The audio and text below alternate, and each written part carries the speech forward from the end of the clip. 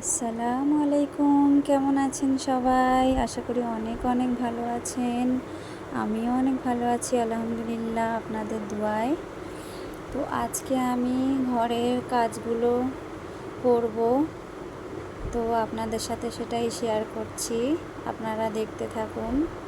তো প্রথমেই আমি বিছানার চাদরটা চেঞ্জ করে দিয়েছি।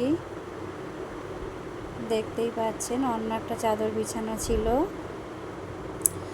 আর অনেক দিন ধরে বৃষ্টি হচ্ছে বন্ধুরা, তো আমি চাদর কাচতে পারছিলাম না।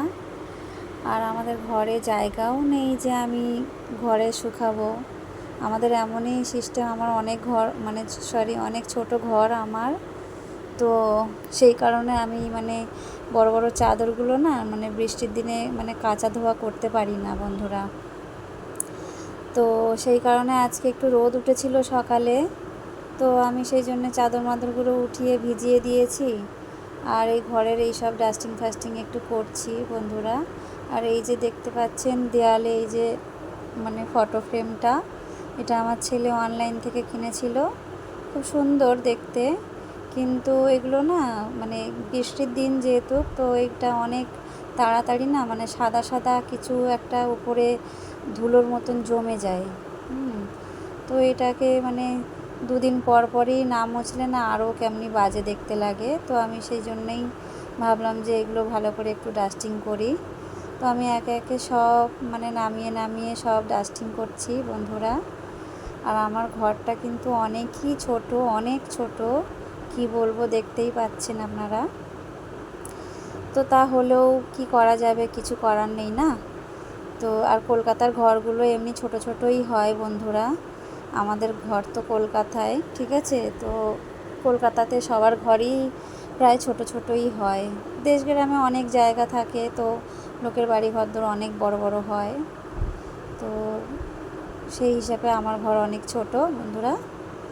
তো কি আর করা যাবে, কিছু করার নেই। তো তা হলো, ঘর ছোট আর বড় যাই হোক, সব জিনিসপত্র রাখতে হয় আর আশা সবারই থাকে। তো আমার আশা ছিল অনেক দিন ধরে ডাইনিং টেবিল, তো আমি তো ডাইনিং টেবিল নিচ্ছিলাম না, তাও নিয়েই নিলাম। আমার জায়গাটা অনেকটাই ছোট বলে নিচ্ছিলাম না। তো আবার মানুষের শখ কেন থেকে যাবে, তাই তো। তো সেই শখ পূরণ হয়ে গেল আমার। তো আমি আমার জায়গা হিসাবে আমি বানিয়েছি, এটা আমি কিনে নিয়ে আসিনি। আমার বোনের হাজব্যান্ড ফার্নিচারের কাজ করে, তো আমি তার থেকেই বানিয়েছি বন্ধুরা। তো চেয়ার টেবিলটা খুব সুন্দর বানিয়ে দিয়েছে, ফিনিশিংটাও অনেক সুন্দর, আমার অনেকই পছন্দ হয়েছে। তো যাই হোক, তো আমার কতটুকু জায়গা দেখতেই পাচ্ছেন বন্ধুরা, একদম ডাইনিং প্লেসটা একদম ছোট। তো তাহলেও আমাকে এই ছোটো জায়গার মধ্যেই সব কিছু গুছিয়ে রাখতে হয়। তো আমি সেই রকম গুছিয়ে রেখে দিয়েছি, যে এরকম জায়গা সেমনি রেখে দিয়েছি বন্ধুরা। তো যাই হোক, একে একে আমি সব কাজ করছি, ঝাড়ুও করে নিচ্ছি। তারপরে আমি দেখুন এ ঘর ও ঘর ঝাড়ু দিয়ে দিচ্ছি। আর কি করব, মেয়েদের কাজই তো এটা না, রেগুলার কাজ, প্রত্যেক দিনের কাজ, ঝাড়ু, মোছা, বাসন ধোয়া, মেয়েদের আর কি কাজ থাকে। তো আমি একে একে সব কিছু ঝেড়ে মুছে নিয়ে নিচ্ছি, ঝাড় দেওয়া হয়ে যাচ্ছে। কত ছোট আমার ঘরটা, আমার নিজেরই কেমন লাগে, ঘুরতে ফিরতেও অনেক অসুবিধা হয় বন্ধুরা, কিন্তু কিচ্ছু করার নেই।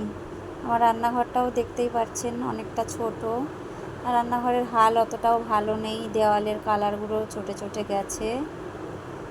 তো যাই হোক, এবার আমি মুছতে শুরু করে দিয়েছি, ঘর মুছছি। আর আমি তো এই বসে বসে ঘর মুছতে আমার অনেকটাই কষ্ট হয় বন্ধুরা, কিন্তু কিছু করার নেই। আমার আবার না বসে মুছলে না, আমার আবার ঘর মুছে আমার পোষায় না, ঠিক আছে। অনেক লোক দাঁড়িয়ে দাঁড়িয়ে লাঠি দিয়ে ঘর মোছে, কিন্তু আমার ওরকম ঘর মোছা আমার পছন্দ হয় না।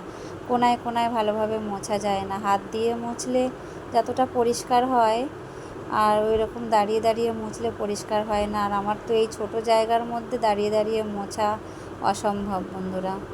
তো আমি বসেই মুছি, আমার যতই কষ্ট হয় হোক, কিন্তু আমি বসেই মুছি। আমি দাঁড়িয়ে দাঁড়িয়ে মুছতে পারি না, বলতে আমার ভালো লাগে না দাঁড়িয়ে মুছতে, পরিষ্কার হয় না যেন আমার কাছে লাগে এরকম। তো আমি বসে বসেই মুছি সব সময় ঘর। তো আপনারা কে কে এরকম বসে ঘর মোছেন কমেন্ট করে জানাবেন বন্ধুরা। আমি তো এরকমভাবেই মুছি আর এটাই পছন্দ করি আমি। তো আমি মুছে নিলাম। আমার রান্নাঘরটা দেখতে পাচ্ছেন বন্ধুরা, প্লাস্টার দেখতেই পাচ্ছেন কীরকম খারাপ হয়ে গেছে। তো যাই হোক, আমি আবার সব একে একে জিনিসগুলো গুছিয়ে রাখছি। মোছা হয়ে গেছে।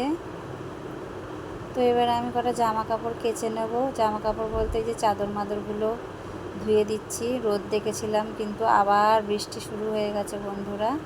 অন্ধকার হয়ে এসেছে, আমি বুঝতেই পারছি।